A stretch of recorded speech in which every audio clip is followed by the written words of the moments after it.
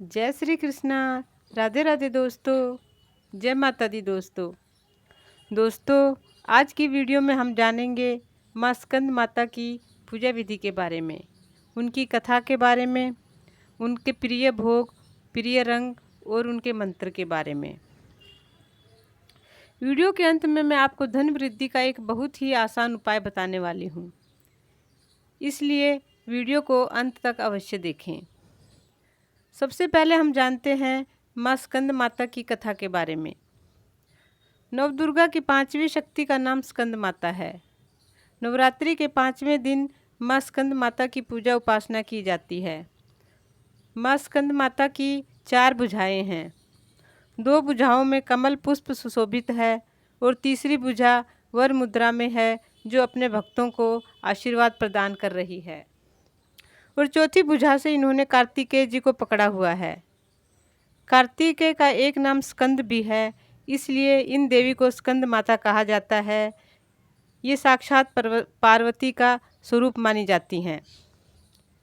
कार्तिकेय भगवान शिव और माता पार्वती के पुत्र हैं। इनका जन्म एक विशेष उद्देश्य के लिए हुआ था। कथा इस प्रकार है।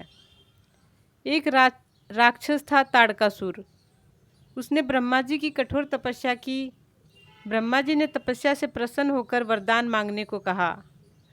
ताड़कासुर ने अमर होने का वरदान मांगा। तब ब्रह्मा जी ने कहा कि इस पृथ्वी लोक पर जिसने भी जन्म लिया है उसकी मृत्यु निश्चित है, इसलिए तुम कोई और वरदान मांग लो।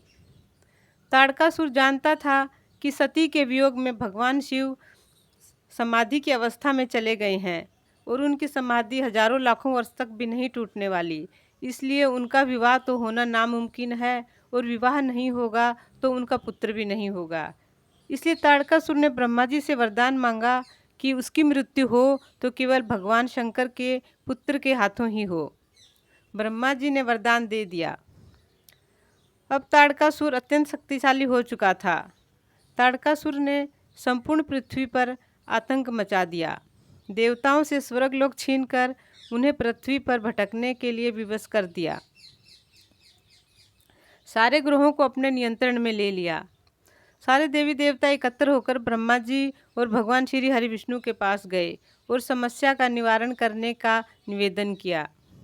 तब ब्रह्मा जी ने कहा कि देवी सती का पुनर्जन्म पर्वतराज हिमालय की पुत्री के रूप में होगा और उनका विवाह शिव से होना निश्चित है, इसलिए कुछ समय तो प्रतीक्षा करनी ही होगी। कालांतर में देवी सती ने हिमालय के घर पुत्री रूप में जन्म लिया और भगवान शिव को पति रूप में पाने के लिए कठोर तप आरंभ कर दिया। उनकी तपस्या से प्रसन्न होकर भगवान शिव ने उनके साथ विवाह करना स्वीकार कर लिया।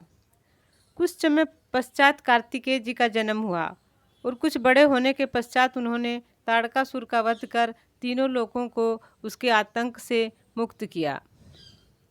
माँ स्कंद माता की पूजा उपासना करने से दोगुना फल मिलता है। माँ स्कंद माता की कृपा तो मिलती ही है, साथ ही कार्तिकेय जी की पूजा कृपा भी मिल जाती है।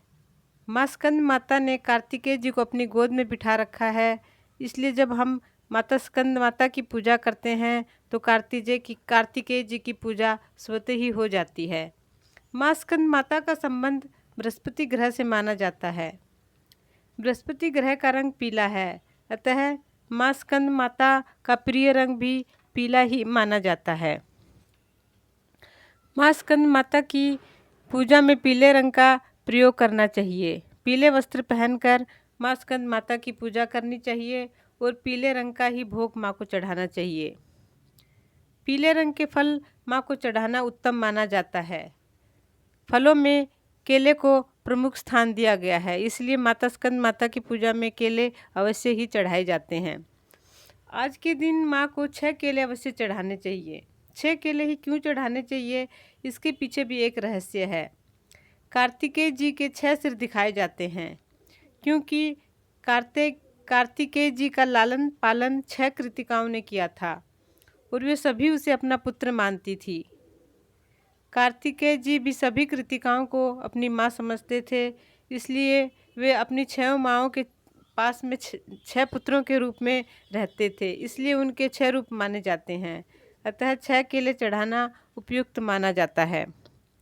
आज के दिन कन्याओं को श्रृंगार की कोई सामग्री का दान करना शुभ होता है। आज के दिन साधक का मन विशुद्ध चक्र में स्थित होता है। आइए दोस्तों, अब हम माँ स्कंद माता के मंत्र के बारे में जानते हैं। हमारे शास्त्रों में मंत्र की अत्यधिक महिमा बताई गई है। बिना पूजा पाठ किए केवल मंत्र के द्वारा ही व्यक्ति अपनी सभी मनोकामनाएं और उद्देश्यों की पूर्ति कर सकता है और देवी देवताओं की कृपा प्राप्त कर सकता है। माँ स्कंद माता का मंत्र है ओम ह्रीं ह्रीं स्कंद माता देव्ये नमः।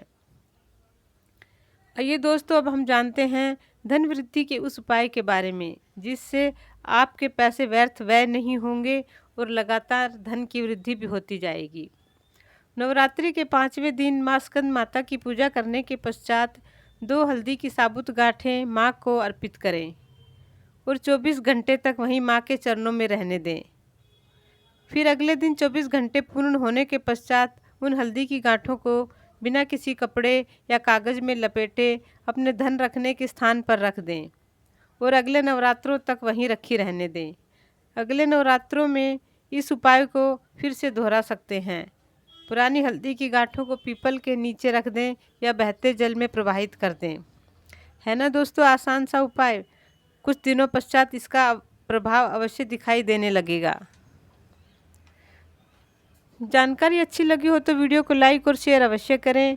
कमेंट बॉक्स में जय माता दी अवश्य लिखें। आज के लिए बस इतना ही। अगले वीडियो में फिर मिलती हूँ एक नई जानकारी के साथ। तब तक के लिए जय श्री कृष्णा, राधे राधे दोस्तों। आपका दिन शुभ हो। वीडियो अंत तक देखने के लिए धन्यवाद। माता रानी आपकी सभी मनोकामनाएं पूर्ण करे। जय माता दी।